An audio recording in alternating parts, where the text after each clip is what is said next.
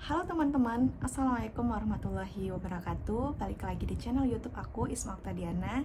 Jadi di video kali ini aku akan membahas seputaran bagaimana sih seseorang yang lulusan prodi S1 Farmasi ingin melanjutkan ke jenjang yang lebih tinggi. Apakah ingin melanjutkan ke profesi apoteker atau kuliah SPA gitu yang kita singkat, program studi profesi apoteker, atau enggak ingin langsung melanjutkan ke jenjang lebih tinggi lagi yaitu magister farmasi, atau bahkan ada yang menetap menjadi tenaga teknik farmasian, yaitu dari S1 farmasi langsung ingin bekerja setelah mengikuti beberapa tahapan, misalnya harus lulus UKOM dan akan mendapatkan STR baru bisa bekerja.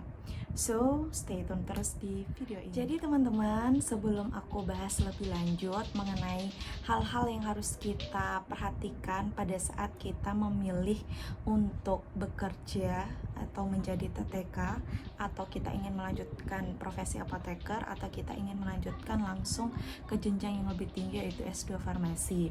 Nah, oleh karena itu aku mau menjelaskan ketiga perbedaan ini tuh apa sih sebenarnya gitu. Nah, jadi teman-teman, berdasarkan peraturan Menteri Kesehatan nomor 72 tahun 2016 tentang pelayanan kefarmasian di rumah sakit, bahwa apoteker merupakan sarjana farmasi yang telah lulus sebagai apoteker dan telah mengucapkan sumpah jabatan apoteker. Nah, itu definisi dari apoteker, teman-teman. Sedangkan tenaga teknik kefarmasian adalah tenaga yang membantu apoteker dalam menjalani pekerjaan kefarmasian yang terdiri atas sarjana farmasi, ahli madya farmasi, dan analis farmasi.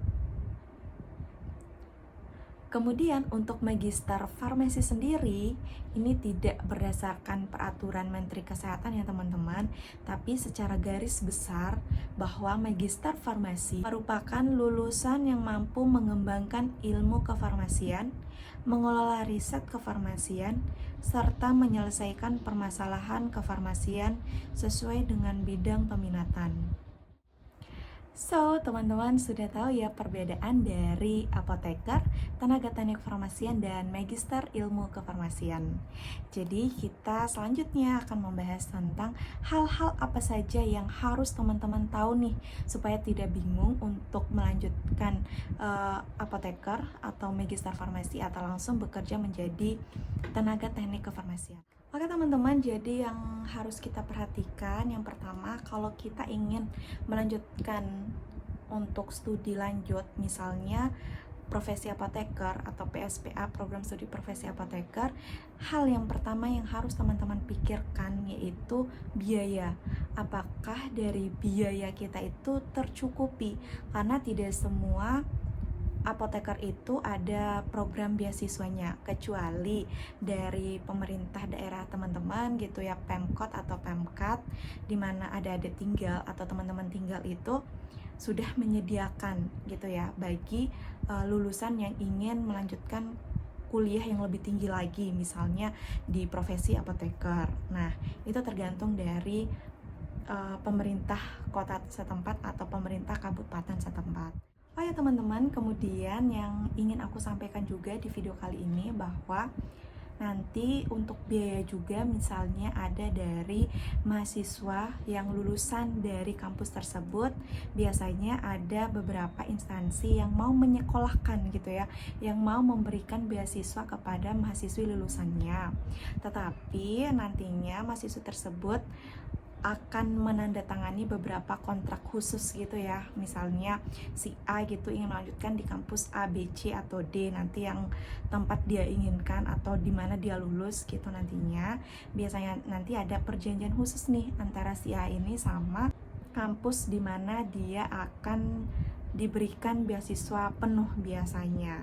Artinya bahwa mahasiswa tersebut nanti akan menandatangani beberapa kontrak khusus antara mahasiswa yang akan disekolahkan sama kampus tersebut. Artinya di atas bermaterai gitu ya teman-teman.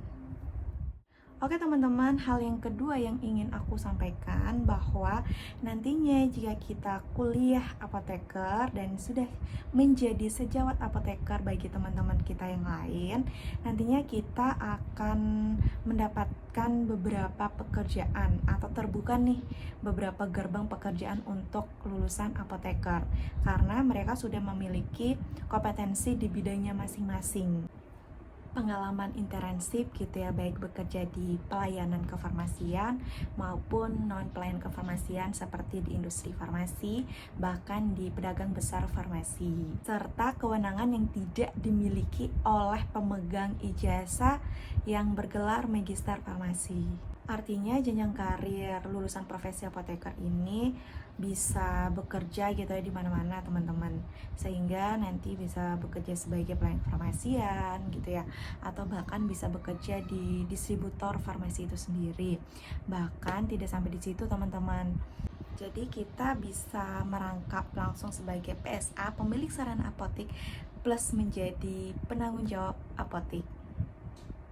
Kemudian teman-teman, selanjutnya hal-hal yang harus dipertimbangkan pada saat kita ingin melanjutkan kuliah magister farmasi. Nah, yang pertama sama ya teman-teman, yaitu mengenai biaya. Biaya sama saja apakah kita dari biaya pribadi, biaya disekolahkan gitu ya, beasiswa dari alumni kampus tersebut, atau enggak beasiswa dari pemerintah setempat, baik pemerintah kota maupun pemerintah kabupaten maupun dari provinsinya itu sendiri. Bahwa nantinya kita harus ingat, lulusan magister farmasi atau pasca sarjana farmasi itu kita nantinya akan menjadi tenaga pengajar teman-teman, atau biasanya itu menjadi dosen. Tapi ingat, tidak bisa berpraktek karena berbeda tadi ya ceritanya dengan kita menjadi seorang apoteker bisa berpraktek. Artinya kita hanya bisa menjadi akademisi saja, mengajar saja, menjadi tenaga kependidikan. Tapi jangan khawatir, untuk jenjang karirnya juga pun bagi lulusan magister farmasi atau S2 farmasi ini sangat banyak teman-teman. Jadi nanti kita bisa menjadi asisten ahli, kemudian kita bisa menjadi lektor, lektor kepala, bahkan bisa menjadi guru besar atau profesor. Itu teman-teman, kita juga nanti lulusan S2 farmasi, biasanya lulusan S2 manapun gitu ya selain jurusan farmasi, kita juga nantinya bisa menjadi peneliti gitu ya, research di bidang kita masing-masing, peminatan kita masing-masing sesuai dengan peminatan S2 apa yang kita minati tadinya, yang kita ambil. Seperti itu teman-teman. Nah, itu teman-teman beberapa hal atau poin penting bahwa kita ingin melanjutkan ke apoteker atau kita ingin melanjutkan ke S2 farmasi. Nah, selanjutnya yang terakhir bahwa kita mempertimbangkan kalau kita menjadi lulusan sarjana farmasi gitu ya, kita akan bisa langsung bekerja.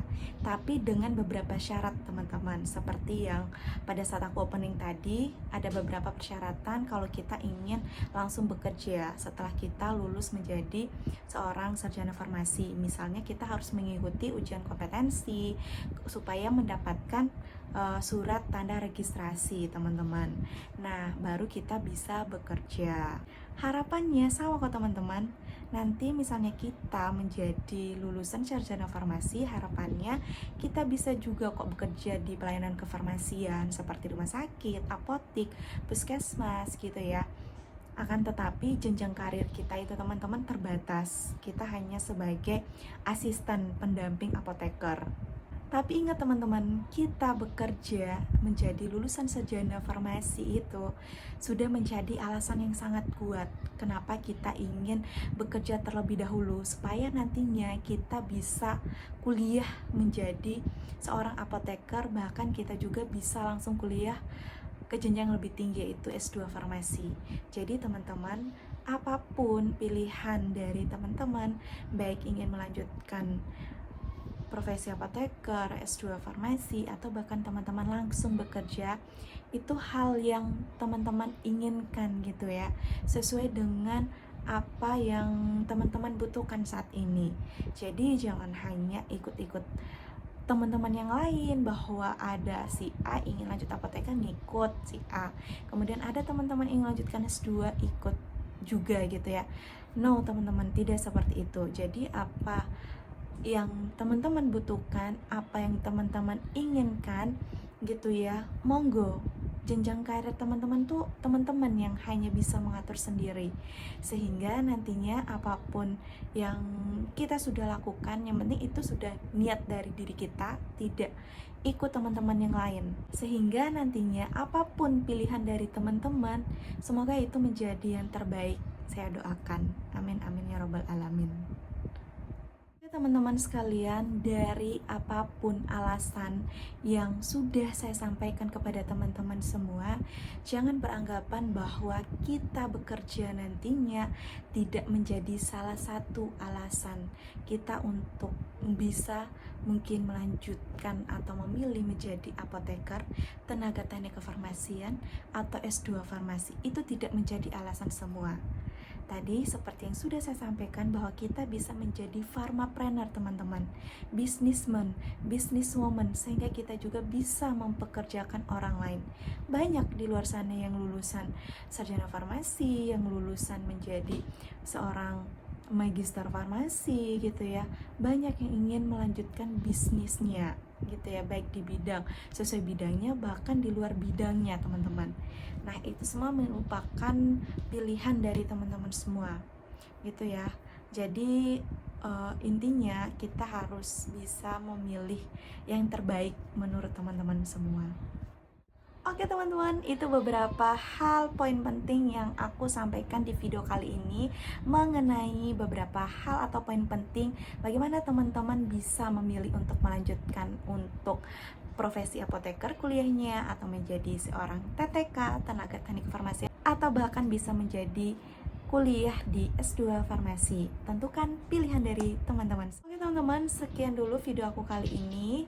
Jika ada saran dan kritik serta masukan dari teman-teman, jangan lupa tulis di kolom komentar di bawah, atau enggak teman-teman bisa DM di Instagram aku, nanti aku tulis di sini. Serta teman-teman yang sudah menonton video ini, minta tolong untuk like-nya, jangan lupa, serta subscribe-nya juga. See you in the next video. Assalamualaikum warahmatullahi wabarakatuh.